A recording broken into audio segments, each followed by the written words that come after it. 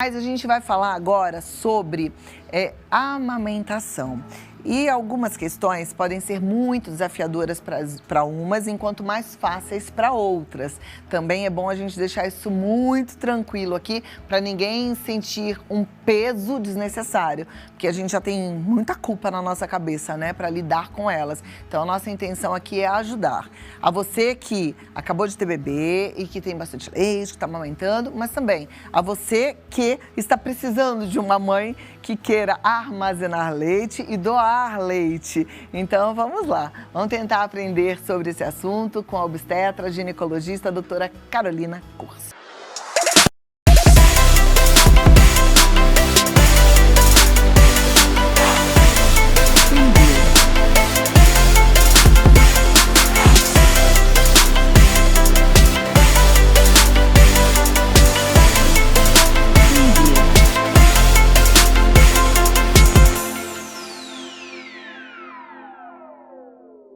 Seja bem-vinda. Tudo bem? Obrigada por estar aqui com a gente. Viu? Bem, vamos sentar. Ah, você trouxe até uma bombinha, né? Na verdade eu trouxe dois produtinhos diferentes aí. Tá. Então vamos lá, falar de... Observações importantes. Tá certo, viu? O ômega tem que tomar. Tá? Olha lá, joia, viu? Ômega 3 é fundamental. Grávida tem que tomar, né? Antes e durante a amamentação também pode? Também, pode. Joia. Gente, eu tô falando. E amamentação. Eu sempre fico muito preocupada de falar, porque eu sei como pesa para a mãe que não consegue amamentar. E pode acontecer. Com a melhor das intenções, você queria muito e não conseguiu. E ok. Eu sou super a favor do aleitamento materno, consegui amamentar os meus filhos, graças a Deus. Foi uma experiência muito maravilhosa. Você amamentou até quanto tempo? Olha, a Carolina até 1 ano e meio. O Gabriel, ele meio que desanimou e ele não quis mais saber do peito com 8 meses. Mas a Carol, que foi a mais nova, que é a mais nova que é a minha última, ela foi até 1 ano e meio. Já tinha dente, já sentia, já sabia falar e gostava de mamar. A gente fala, é o amamentar mais de afeto. E me dava umas mordidas. Pois é esse que é o problema. Eu acho que a introdução, né, que você fez na matéria é excelente. Eu acho que o dia de ontem é muito pesado para muitas mulheres, essa questão do ser mamãe, no Dia das Mães. Acho que você fez um comentário muito importante. Tá tudo bem se a maternidade ainda não chegou, tá tudo bem. A gente também tá na luta, então a gente segue nessa questão. E tá tudo bem também se você ainda não amamentou, se você não conseguiu. Quantas mamães de gêmeos não conseguiram? Então, eu acho que isso é muito importante. Quantas mamães de prematuros não conseguiram porque ficaram muito tempo na maternidade, na UTI, né, de prematurinho, e aí saem, tem confusão de bico, não conseguiram. Então, eu acho que a amamentação a gente tem que levar de uma maneira muito suave, muito leve. Quem conseguiu, bem, a gente agradece, vamos junto e tá tudo bem. Quem consegue doar, vamos ajudar o próximo, vamos ajudar aquela mãe que não consegue, não tem. Foi anunciado pela Febrasgo o quanto que está baixo os bancos de leite, a gente precisa. Então, a gente tem essa questão de prematuridade que precisa de doação e tem aquelas que não conseguiram nada de amamentação. E tá tudo bem. Então, acho que isso que é super importante a gente falar, né? Perfeito. Bom, se você mesmo assim tiver alguma dúvida sobre esse assunto, pode mandar lá no Vida Melhor Oficial, que a doutora Carolina Cursi te orienta, tá bom? A gente já vai ter esse momento de perguntas e respostas. Tem alguma forma da gente se preparar durante a gestação para conseguir amamentar? Esse é um grande tabu aí, né? Grande mito que a gente fala. Então, acho que a primeira coisa que a gente precisa é ter acesso à informação, Cláudia. Fazer um bom pré-natal, que elas ficam tão preocupadas da questão do parto, como que eu vou fazer meu parto e tudo mais, e acabam esquecendo de conversar e tirar as dúvidas e se informar sobre a amamentação. O que é o amamentar, o que é a pega correta, como é que eu posso fazer a amamentação. Então, isso é muito importante, é estudar mesmo sobre o assunto antes, dedicar-se a aprender sobre a amamentação, isso é muito importante. Como é que vai ser a minha licença maternidade, né? Então, a minha empresa tem 4 meses, são 6 meses, eu tenho mais aqueles 10 dias da pediatria. Como é que vai fazer? Então, acho que a primeira coisa que a gente precisa é passar a informação, como você estava fazendo na outra entrevista, super, né? Uma entrevista que a gente precisa alertar mesmo da questão do bullying. me tocou, eu tava ali fora, eu falei, nossa, é importante a gente falar disso e a gente acaba não falando, né? Então, a gente precisa se informar. Segunda coisa, a gente precisa entender que não existe um preparo das mamas. Porque elas falam, como é que eu vou me preparar? O preparar é se informar. Não tem jeito. Porque como é que a gente vai saber se o bebezinho prefere amamentar na posição tradicional, na de cavalinho, na invertida, na deitada? Então, isso a gente não tem como adivinhar, Clau. Assim, a posição que vai ser, não existe assim um preparo. A gente sabe que o que realmente ajuda é a exposição das mamas, 10 minutinhos no sol. Isso realmente ajuda. Mas acho que se eu te perguntar, sua avó falava para passar a buchinha? Eu acho que sim, não me lembro mais muito. Porque geralmente... Meus filhos já são velhos. Eu agora já tenho neto, né? Mas geralmente a pergunta de vó, passa a bucha. E deve passar bucha? Pelo amor de Deus, não passa. Não passar bucha, de jeito nenhum. Não. Tomar sol, sim. Tomar sol, sim. Uma coisa que eu me lembro que me ajudou muito, inclusive foi na maternidade, porque logo que eu tive a Carolina, a diferença deles é grande, são 7 anos de diferença, então foi um recomeçar. Logo na maternidade, meu peito ficou muito rachado. E aí é dolorido demais, né? Muito desconfortável. Aí uma enfermeira me ensinou, ela levou lá um abajur, tirou a cúpula e eu fazia banho de luz assim com um palmo de distância da lâmpada para o meu peito, 10 minutinhos, isso me ajudou muito. Cicatrizava entre uma mamada e outra. Calor, né? Para ir secando, diminuir a umidade local. Isso pode. Isso pode. Mas o que a gente sabe, só para elas entenderem o porquê que a gente não pode estimular?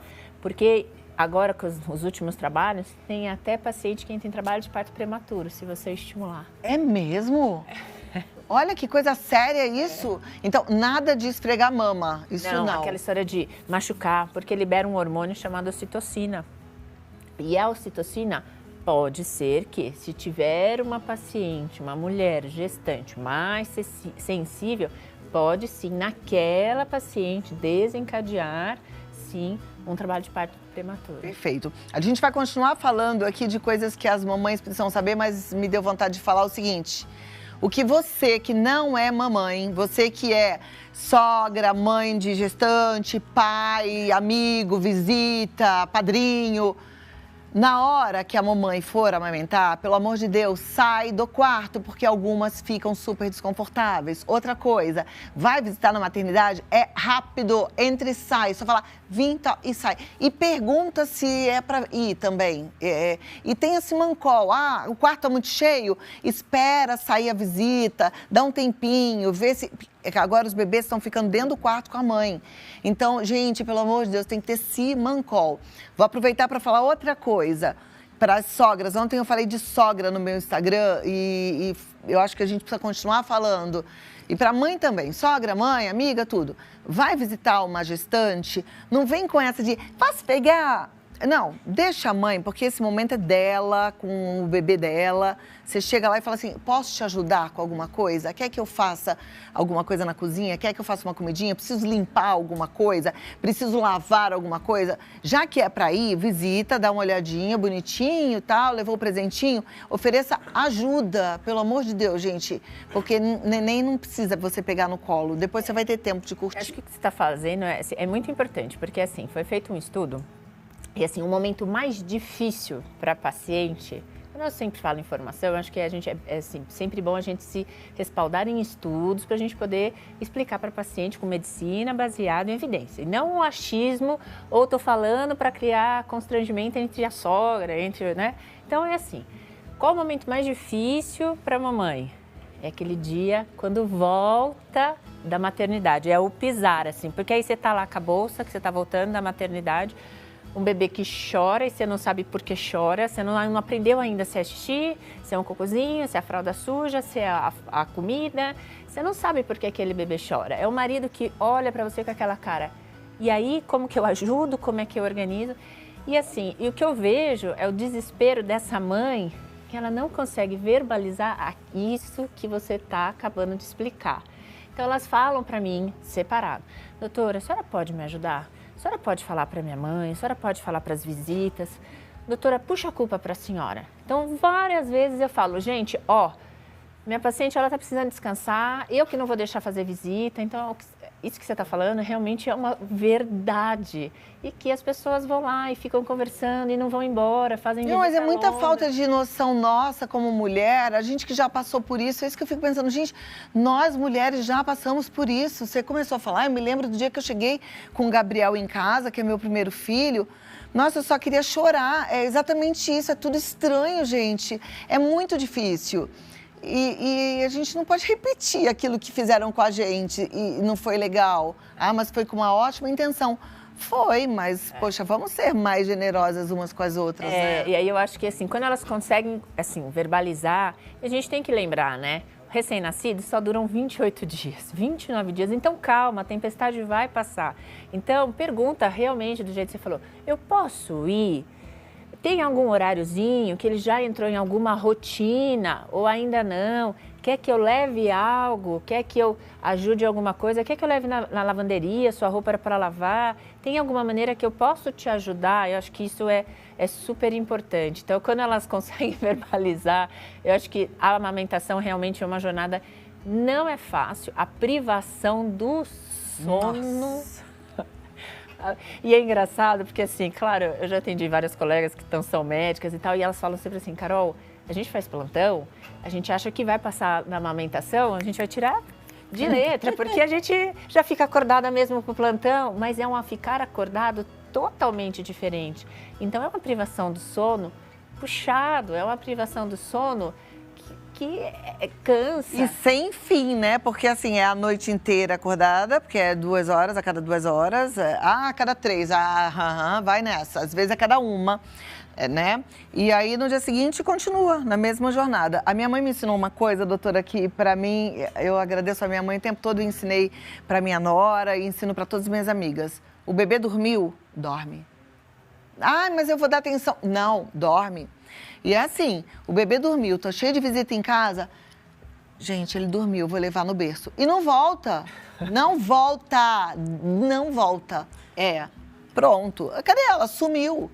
Não volta, tá? A amamentação tem muitos perrengues, assim, é uma fase muito desafiadora, realmente a mastite incomoda, as rachaduras, assim, os incômodos. A gente sabe que hoje tem muito profissional aí que pode ajudar, as consultoras de amamentação.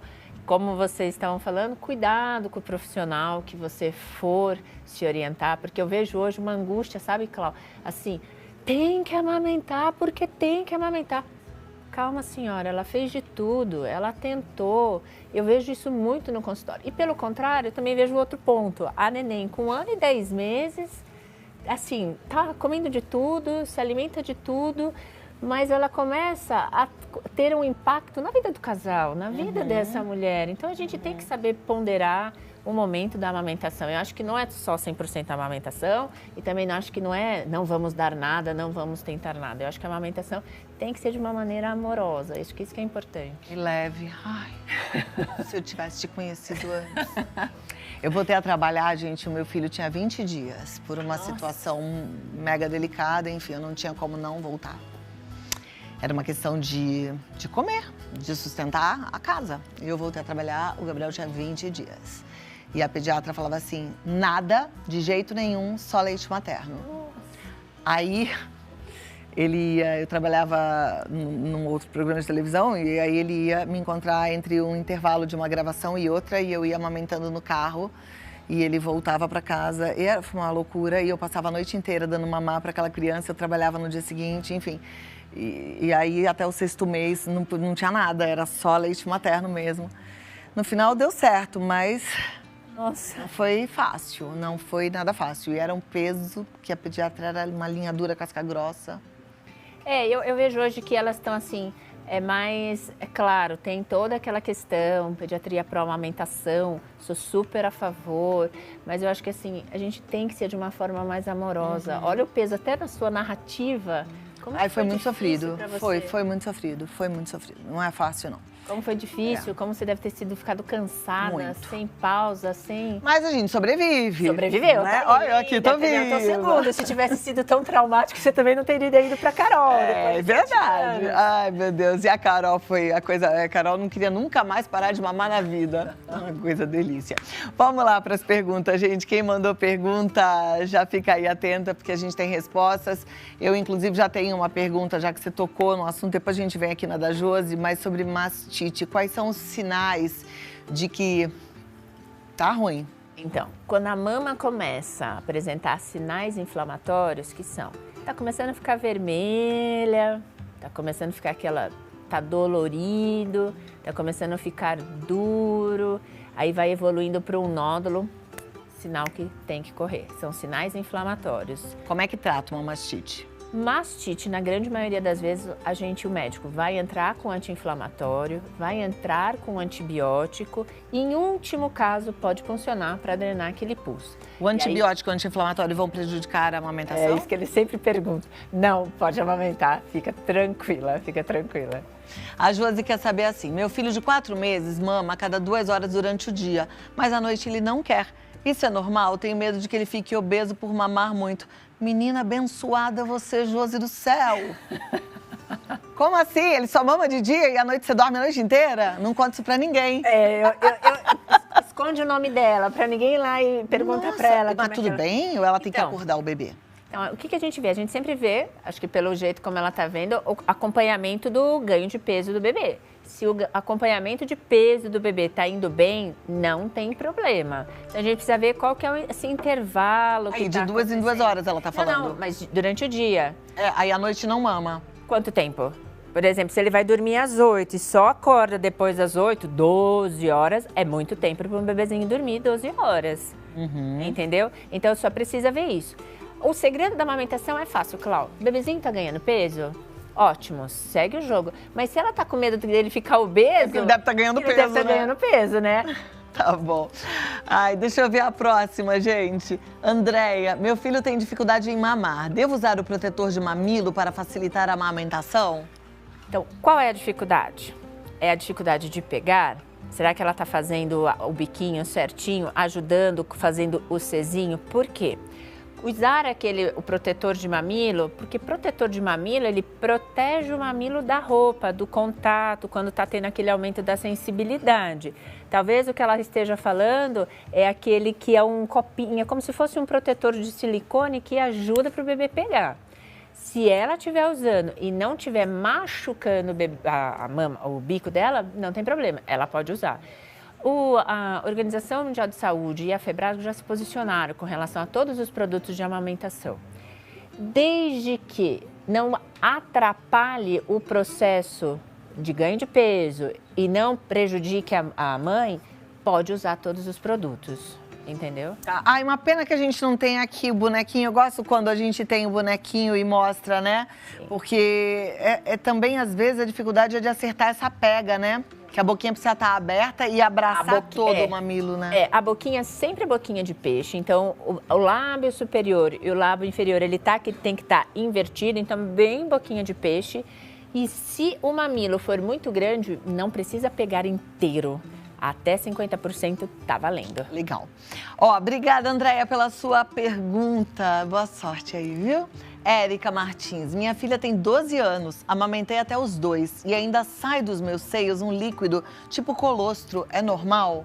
Então, a mama, ela é uma produtora de líquido. Então, ela com certeza estimula essa mama.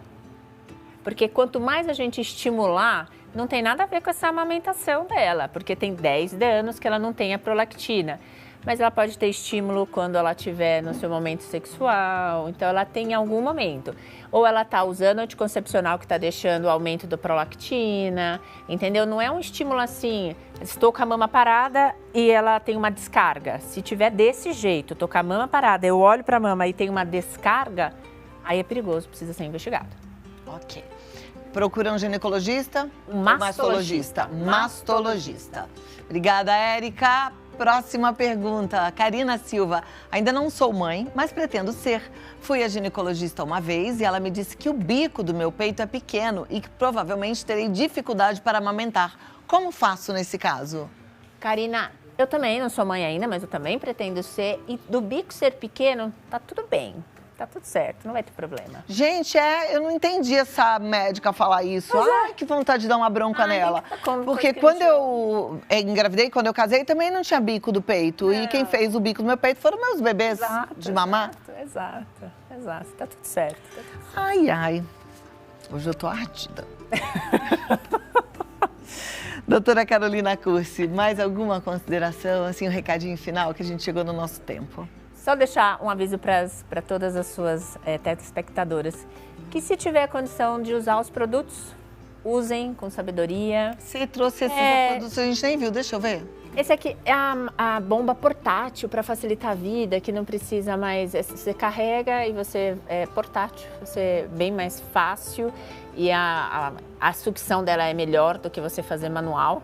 Eu tinha, assim, a minha inclusive não tinha essa parte, ela era só aqui. Mas aí é manual. Da minha história que eu contei... Não era manual não. Da minha história que eu contei rapidinho pra vocês, era um botãozinho aqui, apertava, colocava. Era assim, né? Tirava leite o dia inteiro, guardava numa geladeirinha. Isso. Alguém ia buscar, levava pra casa pra dar mamar pro Gabriel e assim foi. E da Carol, mesma coisa, que eu voltei a trabalhar, ela tinha 3 meses. Tirei muito leite pra dar pra eles. E esse aqui pra facilitar, em vez de você ficar comprando os vidrinhos, os potinhos de vidro, esterilizar... 15 minutos, põe para secar de boca fechada, de boca virada num paninho, os saquinhos já esterilizados, que é bem mais... Esse saquinho é ótimo, né? Aí, eu me lembro que na época eu congelava o meu leite, porque tinha que tirar bastante leite para depois ficar lá o dia inteiro e mamar o meu leite. Como é que hoje em dia faz e como é que descongela? Se você for mantê-los em temperatura abaixo de 3, que é a do congelador, eles duram até 15 dias. Na temperatura de 5 graus Celsius, que é a da geladeira, até 12 horas. Então, é bem tranquilão. E lembrando, se for no do vidro, que dá todo esse trabalho, nunca até o topo do vidro, porque quando você for descongelar em banho-maria, tranquilão, ou até mesmo no micro-ondas, a hora que você vai descongelar, ele pode quebrar, por conta que está até a boca. Então, nunca lotar até se for um vidro, até em cima, mas no saquinho tem mais essa praticidade. Pode descongelar no micro-ondas?